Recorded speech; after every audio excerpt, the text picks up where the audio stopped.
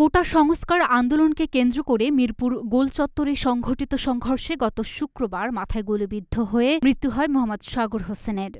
নিহত সাগর রাজবাড়ী জেলার বালিয়াকান্দি উপজেলার নারুয়া ইউনিয়নের টাকাপোড়া গ্রামের কৃষক তোফাজ্জল হোসেনের ছেলে। তিনি মিরপুর সরকারি বাংলা কলেজের রাষ্ট্রবিজ্ঞান বিভাগের দ্বিতীয় বর্ষের ছাত্র ছিলেন। সাগর ৬ বছর যাবৎ পড়ালেখার জন্য বাড়ি ছাড়া, ঈদ কিংবা বিশেষ অনুষ্ঠান ছাড়া সে বাড়ি আসত না। সে কখনো রাজনীতির সঙ্গেও জড়িত ছিল না।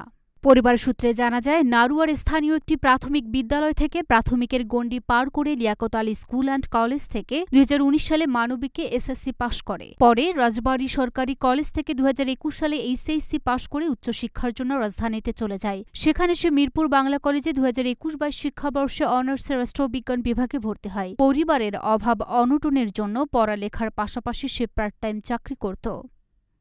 ছোট বোন এইচএসসি পাশ করার পর তাকে ঢাকা নিয়ে বিশ্ববিদ্যালয়ে ভর্তির জন্য কোচিং করাবে বলেছিল।